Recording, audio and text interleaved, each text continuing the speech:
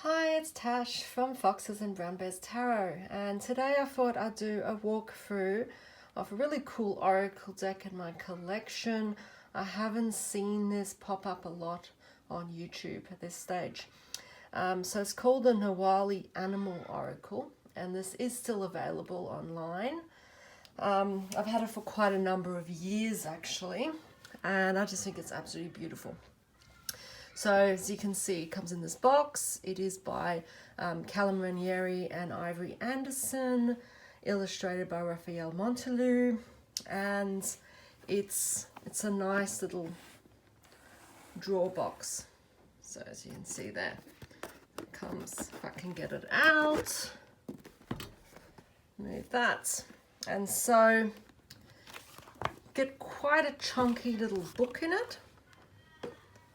You can see quite a chunky book, and it's quite a useful book really, because it goes through quite a lot of the information that's required to be able to understand the deck.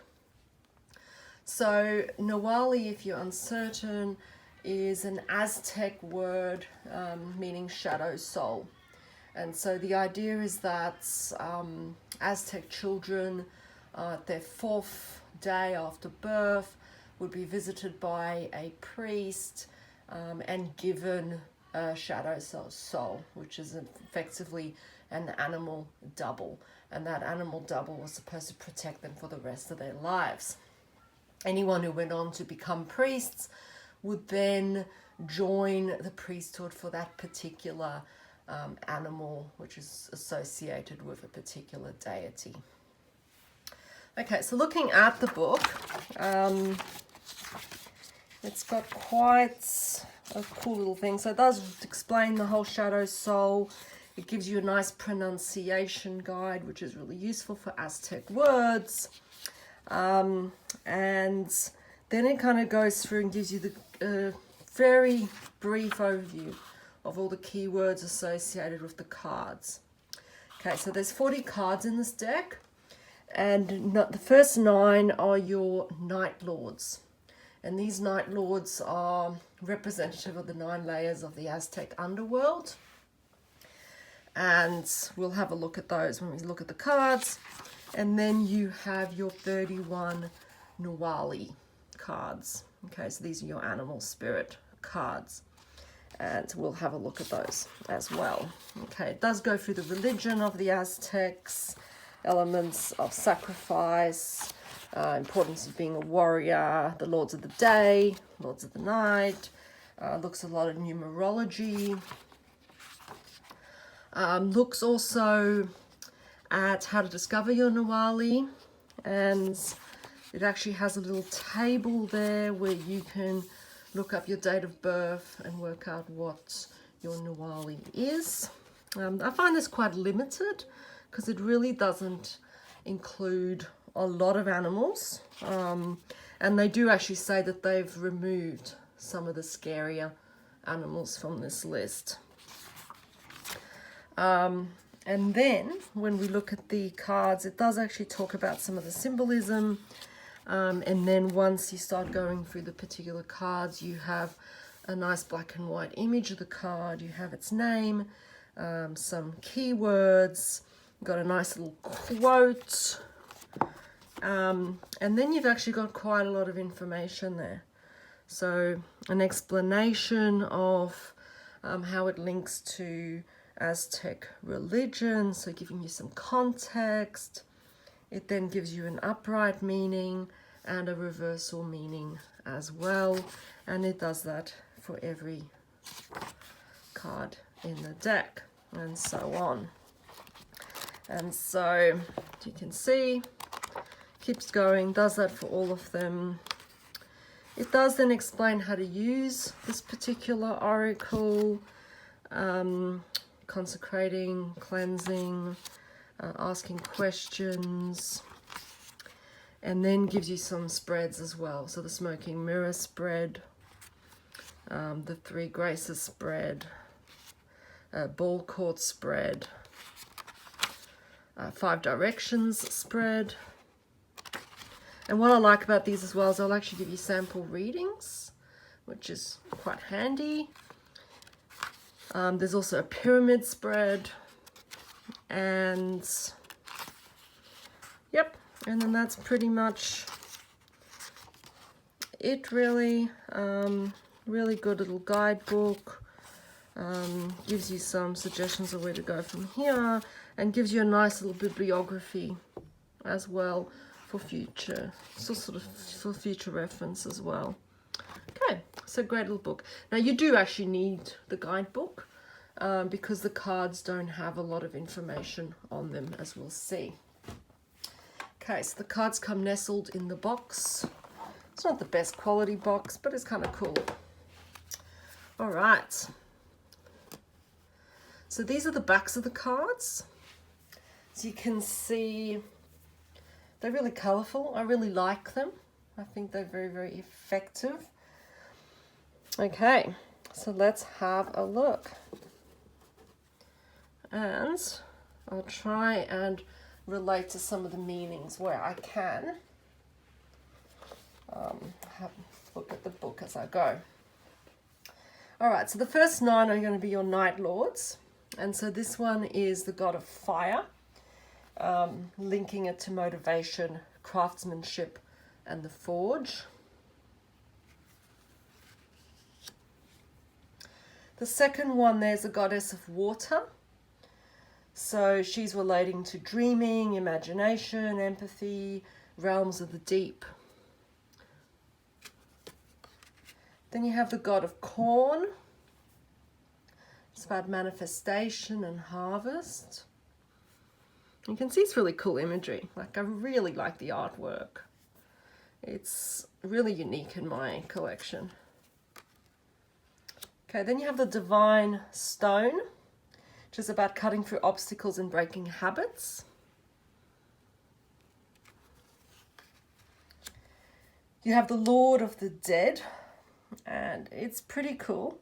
I actually quite like the little snake, which is very strange because I'm deadly petrified of snakes, and I often won't buy a tarot deck or oracle deck that has any sort of naturalistic imagery of snakes, because I freak out and I'm likely to just throw them. But this one's cool. The Lord of the Dead is actually about balance, foundation, and independence. Then you have the Lord of Princes, which is about vindication, revenge, and justice. That's really cool. Then you have the God of Magic. He's super cool. And it's about magic and foresight. Cute little rabbit on the bottom. Probably guessed by now that I love animals. Obsessed. God of Rain, which is about growth, expansion, and cultivation. Nice card. You have the Goddess of Sex, which is about return to first principles and source and seeding. I like how the little baby looks like it's in a shopping cart. It's kind of cool. All right, and then you start your actual Nahualli. Now these are very stylized animals, and they're pretty cool. Now this to me is a little jiving alligator. You can almost picture him in a little disco. He's absolutely gorgeous. And he's really relating to karmic lessons, tests, and trauma. The ant, nice simple image. It's about patience, persistence, and teamwork. The badger, he's quite a fierce looking badger. And this one's about shadow, repression, and denial. The bat looks awesome. Very cool card. This is about trust, intuition, fruitfulness, sweetness, and joy. Then you have the butterfly, which is about inspiration, passion, spark, and fulfillment. You have the coyote, nice fierce coyote there. And as in most animal decks, refers to being the trickster, deception, and unexpected, and a turnaround. Kind of reminds me a little of the Tower card in tarot. The deer is awesome, one of my favorite cards, absolutely gorgeous. And it's related to grace, nurturing, sacrifice, and love. Then you have the dog. Looks like it's rock climbing. And this is guidance, protection, loyalty, and bravery. So you can see that some of the cards actually have quite traditional meanings for the animals. Some of them are a little bit different from expected, but the guidebook's really useful and the keywords work really well. Dove. It's like a bit of a sneaky dove, but this is about essential needs, peace, and harmony. The eagle, so great. Look at him. This is about dawn, power, vision, and perspective. I love how he's sitting in a cactus. Then you have the hawk, message and rapid communication. I also should have mentioned that some of the night lords are actually related to animals, to the birds. And so some of the bird Nahualli cards can also be further linked to particular deities, to the day lords. Okay, so the first 9 cards refer to the night lords, and then as they say, they're actually representing a number of the day lords, which are a whole other range of deities, by depicting their animal representations. So the hawk, very cool. Hummingbird is swiftness, quick action, and war. The iguana is honor, integrity, and majesty. The jaguar, power, authority, courage, and twilight. And I really like the depiction of night and day there. It's pretty cool. It really gives that sense of twilight. You're kind of in between. The lizard is abundance, sensuality, fertility, and pleasure. Monkey is cleverness, survival, opportunist, and sneakiness. And here you can see where you can really intuitively pick up on some of those meanings as well. You can see him looking like he's sneaking, being quite clever. And monkeys, I mean, you'd associate with cleverness. The ocelot, which is the one that's depicted on the cover, is secrets, hidden things, mysteries, and the unknown. Very cool. The owl represents death, change, endings, release, and separation. The quail is healing and rehabilitation. Quetzal is status, fame, recognition, and the arts. And this is the bird that's related to Quetzalcoatl, which is the feathered serpent god. And so that's the beginning of his name.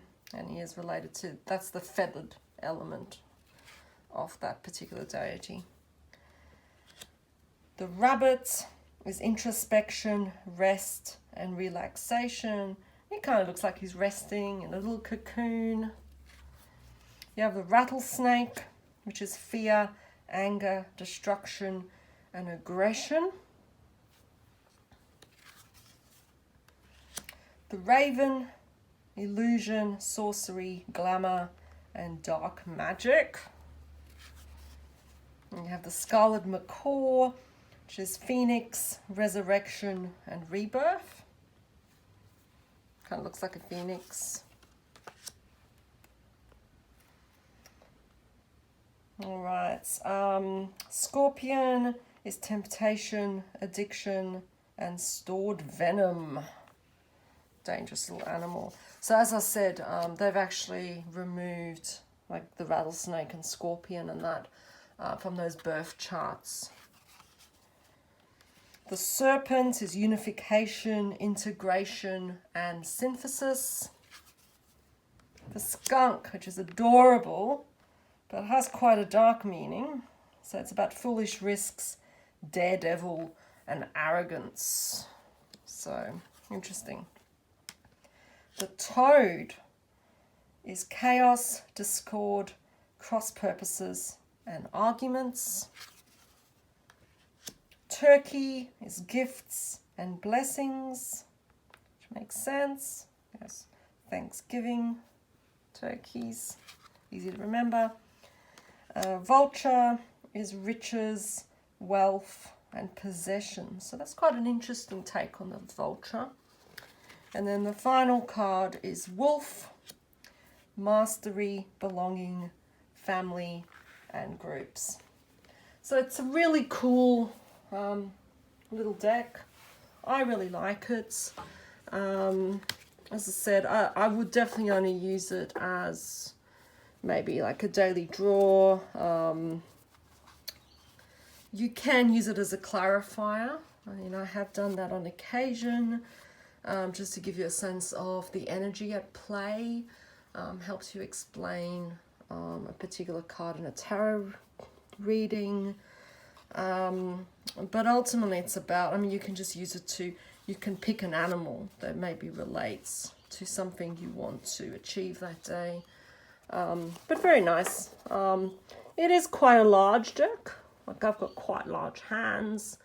So this is quite big. I can still get in there to shuffle it. It's a nice, quite matte finish. You can see there's a little bit of slight glare there, but it feels really nice. They slide easily without sticking together, and as you can see, when they laid out, there really isn't much shine at all.